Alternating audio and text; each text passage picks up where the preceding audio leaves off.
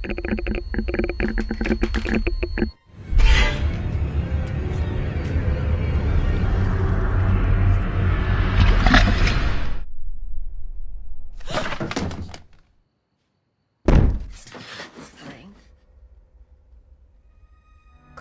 was killed by her husband because she was...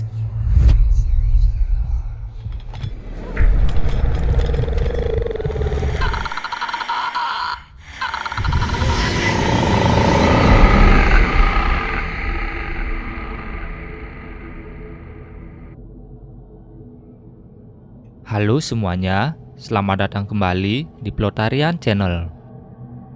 Kali ini, saya akan menceritakan film horor supranatural berjudul The Grudge 2 yang dirilis pada tahun 2006. Bagi kalian yang belum sempat menonton cerita pertama, kalian bisa klik di pojok kanan atas, karena nantinya film pertama dan kedua akan saling berkaitan. The Grudge 2 akan melanjutkan kengerian dari kutukan Kayako yang tak kunjung berakhir. Setelah rumah terkutuk itu dibakar di film pertamanya, saudari Karen tiba di Jepang untuk mengunjungi Karen yang masih berada di rumah sakit. Dia akan mencari kebenaran tentang apa yang sebenarnya terjadi pada sang adik. Sebelum mulai bercerita lebih jauh, jangan lupa untuk menekan tombol like dan subscribe agar channel ini semakin berkembang. Dan tak lupa, saya ingatkan kembali kalau konten ini mengandung spoiler. Jadi, saya sarankan untuk menonton filmnya terlebih dahulu.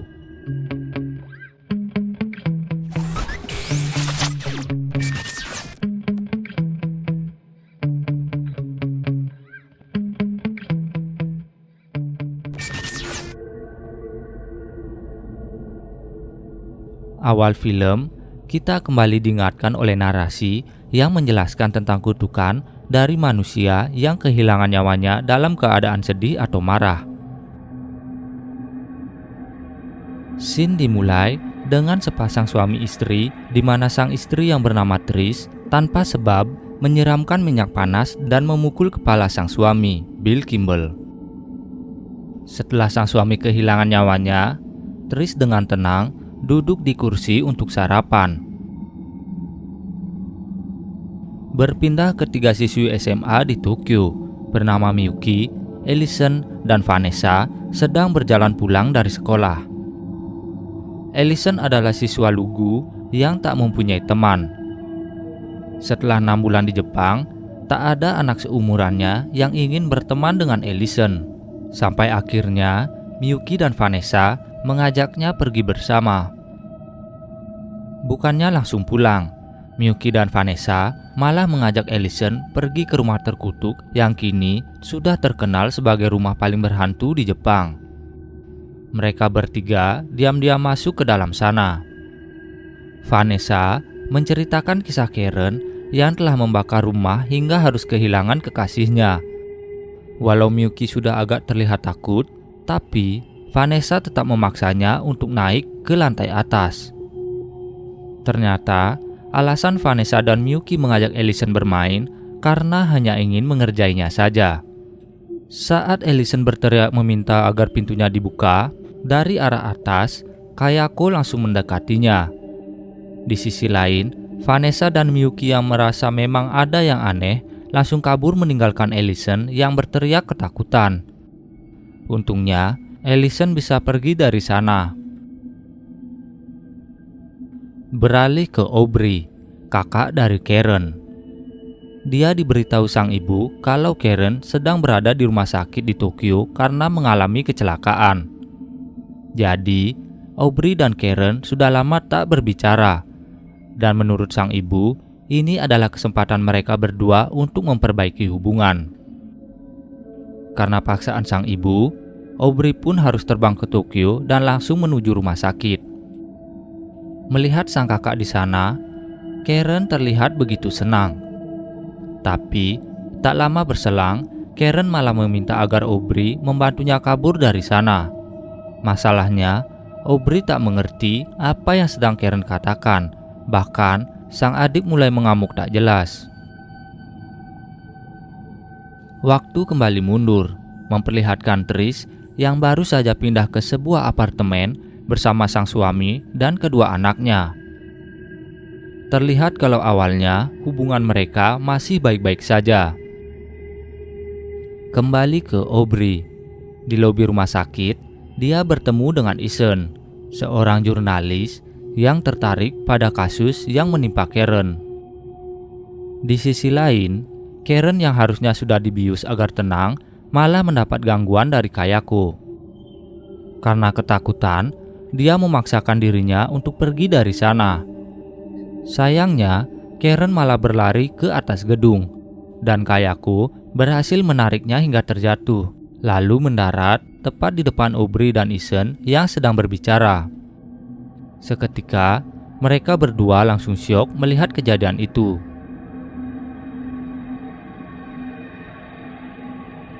Scene kembali berpindah ke Ellison yang sedang belajar di sekolah. Dengan kejadian di hari sebelumnya, dia mulai tampak cemas bahkan ketakutan.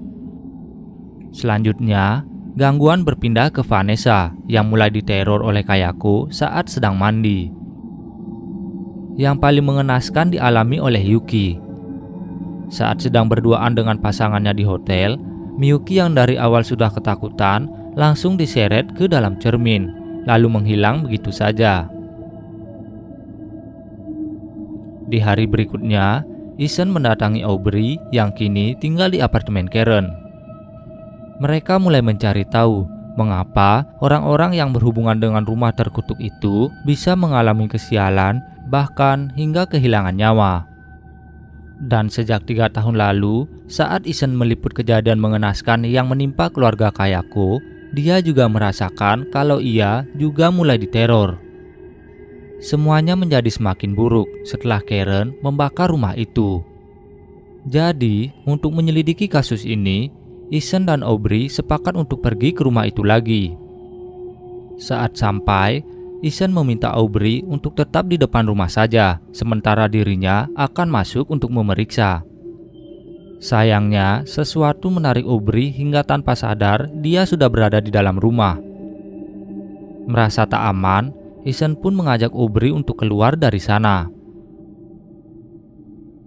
Berpindah ke Jake.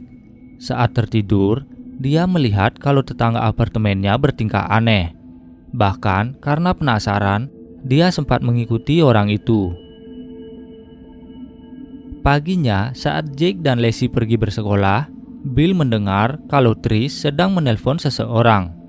Namun, saat itu dia belum bisa membuktikan kalau Trish sedang menjalin hubungan dengan pria lain. Di tempat lain, Vanessa dan Ellison mulai dimintai keterangan oleh kepala sekolah mereka tentang misteri hilangnya Miyuki dan juga apa yang telah mereka lakukan sebelumnya. Di tengah percakapan, mereka mulai saling menyalahkan hingga Ellison pergi meninggalkan Vanessa sendirian di sana. Tak lama berselang, Vanessa mulai diteror. Saat ingin kabur dan menghubungi Miyuki lewat telepon umum, dia pun diserang oleh Toshio dan Miyako sekaligus. Kembali ke Ethan dan Aubrey yang mulai membahas buku harian yang Ethan temukan. Buku itu merupakan milik Kayako yang sudah ditulis sejak umurnya 8 tahun. Dari apa yang Ethan baca, Kayako percaya kalau ibunya merupakan Itako atau orang yang bisa berkomunikasi dengan arwah. Setelah dicari tahu lebih dalam, ternyata Kayako adalah keturunan dari dukun yang dulunya biasa melakukan eksorsis. Selama bertahun-tahun melakukan pengusiran, sang ibu malah menjadikan Kayako sebagai rumah untuk menyegel para iblis. Masalahnya, Kayako kehilangan nyawanya dengan cara tragis, membuat para iblis bebas dan mendapat kekuatan dari amarah Kayako di masa lalu. Kini, mereka menebar teror dengan mengambil wujud keluarga Kayako.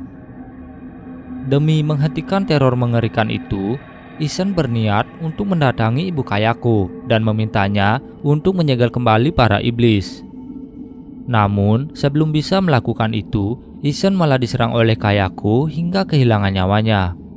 Dan paginya, Aubrey juga mendapatkan hal yang sama, Untungnya, dia berhasil kabur dari sana. Kembali ke Jake dan Lacey.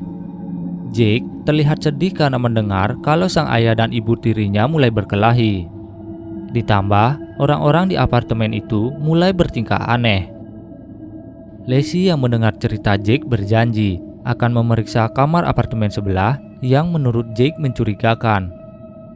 Paginya, saat Jake dan Lacey bersekolah, Bill yang baru bangun mendapati Trish berada di kamar Jake seperti sedang mendengar sesuatu dari kamar sebelah. Dari sana, Trish mulai tampak aneh dan tak mengatakan sepatah kata pun. Dan yang terjadi selanjutnya, kita bisa melihat pada scene awal, di mana Bill harus kehilangan nyawanya secara mengenaskan. Di sisi lain, setelah Miyuki dan Vanessa, kini giliran Allison yang mendapat gangguan dari Kayako. Saat berada di ruang kepala sekolah, dia tiba-tiba melihat kedua temannya itu dalam bentuk yang menyeramkan. Ditambah, sang kepala sekolah yang awalnya bertanya juga perlahan berubah. Dan walaupun sudah dikepung seperti itu, Allison berhasil kabur dari sana. Kembali ke Aubrey. Setelah kehilangan Ethan, dia terpaksa melanjutkan perjalanannya sendirian. Hingga sampailah dia di sebuah desa terpencil dan bertemu dengan ibu Kayako. Tanpa banyak basa-basi, Aubrey langsung meminta nenek itu untuk menghentikan Kayako. Dulu, banyak orang datang ke sana untuk menghilangkan roh jahat pada diri mereka. Hilangnya nyawa Kayako bukanlah karena masa lalu itu, melainkan merupakan kesalahan Kayako sendiri. Para roh jahat berhasil memanfaatkan kesempatan itu. Kesedihan dan amarah Kayako mereka ubah menjadi kutukan mengerikan. Dan apa yang telah Karen lakukan malah memperburuk keadaan dan membuat kutukan itu mulai menyebar hingga keluar rumah, sampai-sampai akan menghancurkan apapun yang bersentuhan dengannya. Nenek tua itu meyakinkan Aubrey kalau kini mereka tak bisa menghentikan kutukan itu. Tak lama kemudian, dia pun sadar kalau Aubrey juga telah terkena kutukan dan Kayako kini berada di depannya. Seketika itu pula, ibu Kayako kehilangan nyawanya, tepat di depan Aubrey. Demi mengakhiri ini semua, Aubrey kembali ke rumah itu. Namun, sebelum masuk, dia menyempatkan diri untuk menelpon sang ibu dan memberitahu apa yang telah terjadi pada Karen. Sayangnya, sang ibu malah memarahi dan menyalahkannya. Merasa putus asa, Aubrey pun langsung menutup telepon dan masuk ke dalam rumah. Di dalam sana, dia mendapat penglihatan di mana suami Kayako membaca buku hariannya.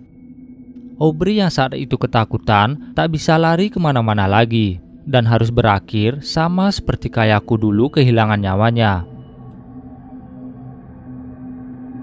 Di sisi lain, Jake dan Lacey yang baru saja pulang dari sekolah mendapati kalau apartemen mereka dalam keadaan sepi. Saat berpencar dan memeriksa sekeliling, Jake akhirnya melihat sang ayah sudah dalam keadaan tak bernyawa. Karena takut, dia pun berlari untuk mencari Lacey. Sayangnya, Lacey juga berakhir di bathtub, sama seperti Toshio dulu. Ditambah, Jake melihat sendiri bagaimana Trish ditarik oleh tangan Kayako hingga menghilang di dalam bathtub. Karena semakin takut, Jake pun berlari keluar dan akhirnya bertemu dengan orang aneh samping apartemennya. Ternyata orang itu adalah Allison. Setelah semua teror yang dialami di Jepang, Allison memutuskan untuk pergi ke Amerika. Sayangnya, kutukan itu tetap mengikutinya sampai ke sana, menyebarkan wabah sampai seluruh penghuni apartemen itu mengalami kesialan bahkan kehilangan nyawa mereka. Di akhir cerita, Allison pun berakhir di tangan Kayako, meninggalkan Jake yang ketakutan dan tak tahu harus berbuat apa. Begitulah akhir dari The Grudge 2, sebuah film yang menceritakan bagaimana kutukan tak bisa dihentikan walau sudah berpindah negara sekalipun. Bahkan kini, kutukan itu sudah menyebar ke orang-orang yang tak tahu apa-apa. Terima kasih bagi yang sudah menonton sampai habis. Jangan lupa like, share, dan subscribe. Serta Tinggalkan kritik dan saran film selanjutnya di kolom komentar.